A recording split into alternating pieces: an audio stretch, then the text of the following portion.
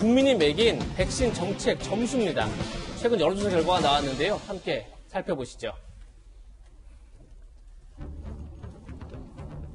전국경제인연합회와 모노리서치가 조사한 결과입니다. 전국 성인 838명을 대상으로 했는데 정부의 코로나19 백신 도입 정책을 100점 만점에 몇 점을 줄 수 있느냐 이렇게 물었습니다. 그러자 55.3점이다 이렇게 평가를 했고요.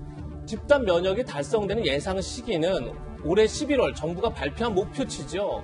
올해 11월에는 달성할 수 있다가 9.9%, 10%가 채 안 됐습니다. 내년 상반기는 29.7%, 내년 하반기는 31.1%, 그리고 오히려 내년도 안 된다, 내후년에 가능하다는 게 19.3% 이렇게 지금 여론조사 결과가 나왔는데 김승현 교수님, 백신이 과연 언제쯤 전 국민이 맞을 수 있고 그래서 집단 면역이 언제 생기느냐 이것이 사실은 어떻게 보면 코로나19를 극복하는 핵심이겠죠. 그리고 이게 극복이 돼야만 경제 발전이든 뭐 자영업자들의 생존이 보장되든 할 텐데 지금 많은 국민들이 어떻게 보면 55.3점이면 낙제점이라고 해야겠죠. 낙제점을 줬습니다. 어떻게 보십니까? 그러니까 지금까지 방역을 굉장히 잘했잖아요. 그래서 이제 정부는 우리가 방역을 굉장히 잘했다. 확진자도 많이 늘지 않았고 사망자도 많이 다른 나라에 비해서는 매우 적게 발생했기 때문에 방역을 매우 잘했다는 그 생각에만 좀 정부는 지금 갇혀 있는 것 같아요. 근데 사람들은 이미 생각의 관점이 방역에서 백신으로 옮겨왔거든요. 이제 다들 백신에 관심이 있는 거예요. 백신을 언제 맞을 수 있냐. 과연 11월 달에 집단 면역이 가능하다고 했는데 지금의 속도로는 아무리 봐도 불가능해 보이는데 정부는 계속 정부 말을 믿어라. 정부 말을 믿고 따라오면 11월에는 우리가 집단 면역을 할 수 있다고 말을 하고 그 근거가 그렇게 국민들이 잘 설득될 만큼의 근거가 안 나오다 보니까 국민들은 여전히 불안할 수밖에 없고 그 부분에 대해서 정부 못 믿겠다라는 지금 이야기를 할 수밖에 없는 것이고요. 정부도 더 이상 그 방역 잘한 건 맞습니다. 맞는데 이제 거기에 너무 이제 도취되는 거에서 지금 벗어나서 사람들은 지금 모두 백신을 이야기하고 있기 때문에 그리고 이게 세계 경제에 우리가 이제 경제가 계속 백신이 늦어질수록 경제가 뒤처질 수밖에 없잖아요. 그래서 지금 급한 거는 백신이다라는 걸 좀 유념하고 국민들에게 잘 설명하고 빨리 일을 처리해야 될 것 같습니다. 네. 이 백신 접종 속도가 늦은 것 중에 하나는 뭐 수급 문제도 있겠지만 백신 이상 반응에 대한 우려도 여전히 큰 상황인데 정은경 질병관리청장은 이렇게 말했습니다. 함께 들어보시죠. 이상 반응에 대해서 많이 걱정하시는데 현재까지 신고된 거를 보면 한 0.1% 발열이나 근육통 같은 그런 증상들을 많이 보이시고 계시기 때문에 어르신들이 예방접종을 맞으실 수 있게 자녀분들이 챙겨봐 주시고 또 예약도 진행해 주시기를 거듭 당부드립니다. 여전히 접종에 큰 문제 없다 이렇게 지금 강조한 건데 야당의 생각은 다른 것 같습니다.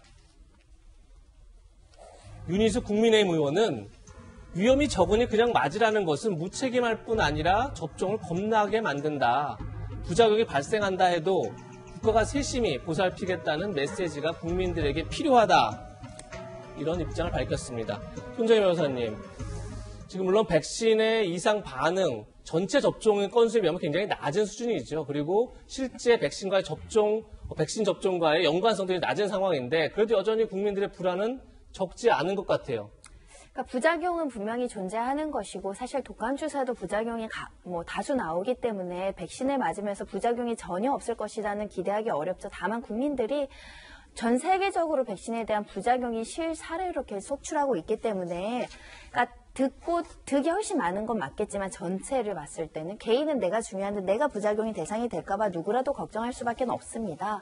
더군다나 부작용이 발생했을 때 또 복잡한 행정 절차를 거쳐서 인과관계가 규명이 돼야 되고 그래서 훈합으로 이제 여러 가지 치료비 지원이나 이런 것들을 받아야 된다고 한다면 꺼려지는 것은 맞는데 근데 이 상황을 또 어쩔 수는 없을 것 같습니다. 정부 입장에서 그럼 맞고 나서 발생하는 모든 죽음과 뭐 어떤 후유증이나 이런 걸 국가가 모두 다 보전해주겠다고 한다면 재정이 남아나기가 굉장히 어려운 측면이 있기 때문에 과거의 백신 부작용에 대한 어떤 선례와 국제적인 기준을 맞춰서 그 심의위원회를 통해서 백신 부작용을 가려낼 수밖에 없는 게 현실이 아닐까 생각이 들고요.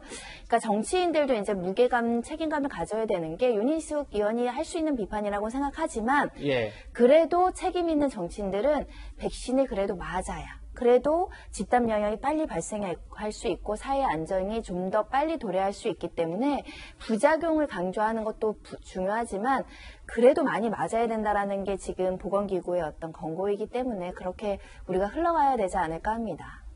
저는 예, 박범 윤석열 변호사님 말씀 실장님. 되게 동의하는데 사람들이 보건기구가 권고를 어떻게 한다, 과학자들이 뭐라고 말한다라는 걸 그 사실관계를 몰라서 두려워하는 게 아니거든요. 근데 내가 걸리면 이거 예. 어떡하나 부작용이.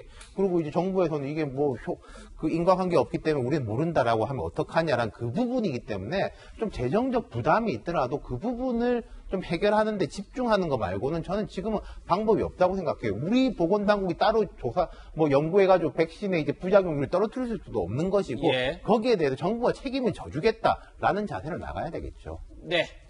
백신 소식까지 짚어봤습니다.